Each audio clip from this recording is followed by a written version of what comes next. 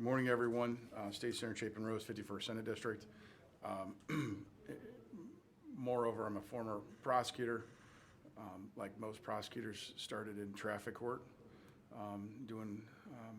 prosecuted lots and lots of DUIs out of Champaign County many, many years ago. But that's before all the rules changed. And we're here today to talk about a bill that I'm filing, Senate Bill 4196, with respect to how law enforcement has been literally handcuffed in this state when dealing with immigrations and customs enforcement. And you know, in the old days when I was a prosecutor, if you had someone in custody that had committed an offense in the state of Illinois, we'd absolutely inform our federal partners, and if need be, they would take custody of that individual in a secure setting, and then take them into the federal system for wherever they might head, deportation or otherwise. But the bottom line is there was communication between law enforcement and our federal partners. Under Illinois current law, none of that happens. In fact, current law enforcement is absolutely prohibited from even telling ICE they have someone in custody.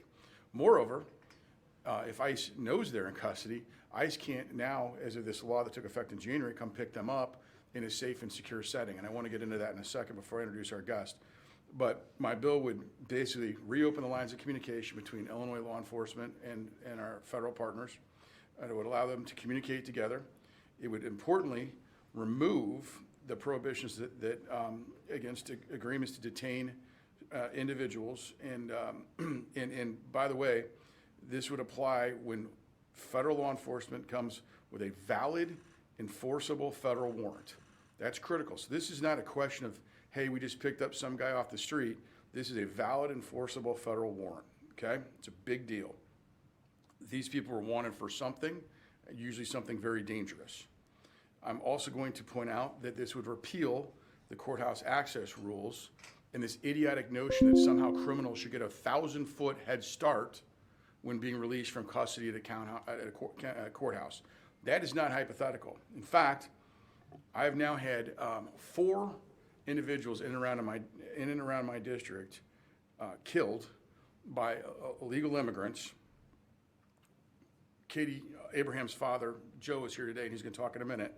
But I want to also talk about Mike and Gail Clayton, who were killed last year in Coles County by an illegal drunk driver and another passenger, who was also arrested because there's ammunition in the vehicle, and they were held in the Clark County Jail. If this law that Governor Pritzker signed into law in January were to have been in effect last fall when this case is adjudicated, that second individual, when he was released under the Safety Act the next morning, despite being illegal in possession of ammunition, when he was released under the Safety Act the next morning, ICE would not have been able to come and arrest him while he was already in secure custody of the Clark County Sheriff. He would have literally been given a 1,000-foot head start. Imagine where that could lead, and imagine how unsafe that is for the people of Clark County to have that kind of handoff that could have been done in a secure setting between law enforcement agencies while the individual is in custody, versus a foot chase, which is what the law, Governor Pritzker signed a law, would have allowed. Absolutely insane. But aside from filing this bill to actually, I think, bring just some common sense back to the equation, law enforcement should talk to law enforcement. We should be able to detain valid, enforceable federal warrants long enough to let our federal partners come pick them up. Bad guys should not be given a 1,000-foot head start. That's insane. But I want to bring this all home to a very human level. And we had a terrible tragedy in Urbana where 2 young ladies with the future ahead of them were killed by an illegal drunk driver. One of them, Katie Abraham, her father, Joe, is here today. And I want him, and I want the world, frankly, to hear his story. Go ahead, Joe. Thank you, Senator Rose. And I appreciate you and your team. We've been sort of talking and going back and forth on this bill for several weeks now. So this is, I really appreciate the fact that you engaged an angel parent on this. And this law would have protected Katie. Why? When Julio Cucabol came into our country as Juan Suarez in Illinois, the federal government, U.S. Marshals knew he wasn't Juan Suarez from Mexico. They knew he was Julio Cucabol from Guatemala. So if Illinois had a basic common sense, just basic vetting, working with the federal partners, he wouldn't have been in Illinois. He wouldn't have killed 2 women. So this bill, that one provision alone is going to protect people. It would have protected Katie. I'd have her with me now. So appreciate that. I think this needs to pass. If nothing else, to me, it seems so irrational that any law enforcement community doesn't work with others. No one's asking, from a federal perspective, that local and state law enforcement become ICE agents. No one's asking that. All they're asking is work with us a little bit to coordinate so we're not out in the communities. But when you're on the communities, I sense certain governors want ICE out in the communities. So there is this type of issue they can use against ICE. But think about the fact that this is a federal law enforcement agency, and other law enforcement agencies are not stepping up and saying, we will cooperate with you. They are saying, we reject you, and that is just not good enough in any sense. Joe, thank you, and we are obviously heartfelt for your tragedy, and I don't think anybody watching this can pretend or should pretend to stand in your shoes. I do want to just add again that this is about just common sense and keeping the people of Illinois safe, whether it's Katie or Mike or Gail or anyone else. You know, they would still be alive today had this issue been taken seriously. We're now taking it seriously, and what happens? In comes, the state of Illinois, prevents cooperation, even when there's a valid, enforceable federal warrant. Illinois law enforcement is not allowed to cooperate with ICE. That is insane. Governor Pritzker gave the bad guys a 1,000-foot head start. Head start.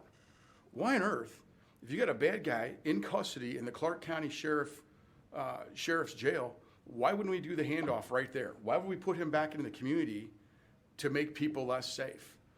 It is just absolutely insane where we're at, and this is crying out for people to stop the rhetoric and instead focus on common sense, or what used to be common sense. Law enforcement should be able to cooperate. We should be able to hand off bad guys in secure settings so they don't flee, run away, whatever else mayhem that could occur from that situation. And for goodness sakes, the first goal and objective of any government should be to keep the people of that jurisdiction safe. Our goal should be to keep the people of Illinois safe. We are not safe. The system that Governor Pritzker has created has made us less safe. It is dangerous, and until we install just some common sense back into this, more and more people are going to be in their lives, and their families are going to feel this impact. We'll be happy to take any questions, unless, Joe, do you have anything else you wanted to add? No, I mean, I think you're 100% right. This is just simple common sense. Simple common sense. And we ought to get this done. Correct. Mr. Abraham, how does this bill help you feel like you are helping Katie's legacy? Because I get the sense, as long as law enforcement can work together, again, think of the guy who killed Katie. If they can just cooperate a little bit, you will vet some of these guys out. There's no shame in vetting illegal immigrants, bum rushing the border or the state, and then the state allowing just a free-for-all. So I think this will help at least put some minor checks that would have saved Katie. And Senator Rose, how do you plan to move forward with this legislation? What are you going to do on your end to try to get this passed? Look, there's still a month left, and of this session, we read all day long about the Chicago Bears and what a big deal that is, and the Senate Majority Leader is talking about how there's no deadlines when it comes to the Chicago Bears. Well, you know what? We got a month left. The lives of the people of Illinois, the heartache and horrible loss and tragedy of the family members, when they lose these loved ones, that is far more important than any football team. So there's a month left. This can absolutely get done. One more thing I want to add is that I think what people don't appreciate is you know, I hear a lot of, well, this is drunk driving, citizens do it, and they kill people every day. I don't disagree with that, and we ought to do better in that realm. But what they don't seem to appreciate is I carry this extra burden now. Katie wasn't just killed by a citizen drunk driver. She was killed by someone who should have never been here, using an alias, previously deported. I mean, I could go on, right? And he's the one that killed her. So this would have protected that. And I carry this extra burden. No one seems to have any consideration around these angel families that have to carry this extra burden of people being here that should not have been here. The extra burden, I don't want to put words in your mouth, but literally the extra burden being these individuals would still be alive today had these folks never been in the United States. That's right. End of story, right? Yeah, and that's it. It was That's completely simple. preventable. That's simple.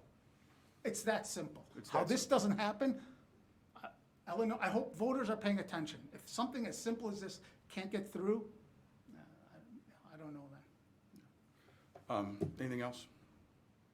Joe, thank you. And again, we're so sorry for your loss. It's a devastating thing. Okay, thank you all.